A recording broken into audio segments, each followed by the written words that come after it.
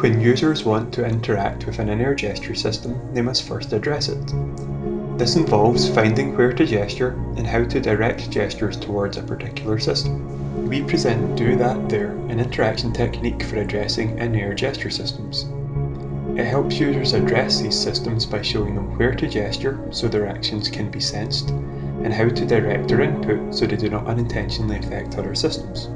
We designed our interaction technique using interactive light, sound, and vibration for feedback. These outputs mean Do That There can be used by gesture systems of all shapes and sizes, even those without screens. We used two prototypes in our experiments, a smartphone and a smart home inspired dial. These devices had interactive light displays for illuminating surrounding surfaces for feedback. They also delivered sound from speakers and vibration from a wearable device on the wrist as non-visual feedback. Our interaction technique Do That There consists of two parts: There, which shows users where to gesture, and Do That, which shows users how to gesture to direct their input. In this video we present There and Do That on their own before finally presenting them together. There used multimodal feedback to guide users to a position where their gestures can be sensed. Feedback guides users to a sweet spot in the sensor space. This is a position where their hands are likely to be sensed reliably and accurately. Interactive light maps brightness to distance, getting brighter as they approach the sweet spot.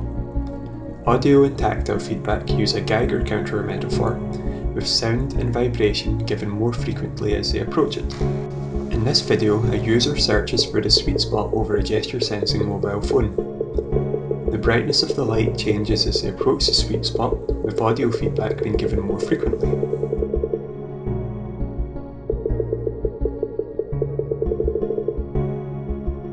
In our first experiment, we found that users found the sweet spot with 51mm error, taking around 7 seconds per task. Light feedback led to the fastest search times, with audio feedback having the greatest accuracy. The next part of our interaction technique is Do That, which shows users how to gesture to direct their input towards a specific system. We used rhythmic gestures to direct input. These are in-ear gestures repeated in time with a rhythm. Interactive light animations show users the movement and tempo needed to address a particular interface. In this video, the interactive light display from our dial prototype shows the user which gesture movement to make. When they match the gesture, the light turns to green to show that they are gesturing correctly.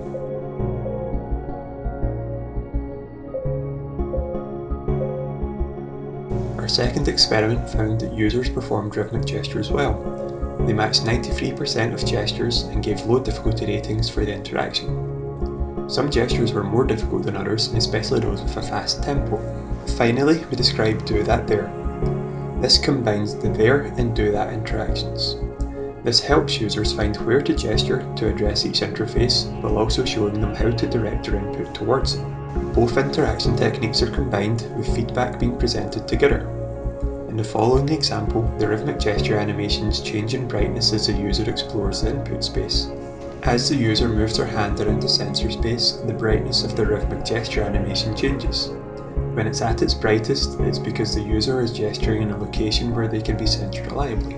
In our third experiment, users matched 99.9% of gestures and gave low difficulty ratings like they did before. They found the sweet spot in 3.7 seconds with an error of 80mm. The best feedback combinations were those which used all modalities together, with rhythmic gesture feedback given from the start of the interaction. In this video and in our paper, we described Do That There, an interaction technique for addressing gesture systems.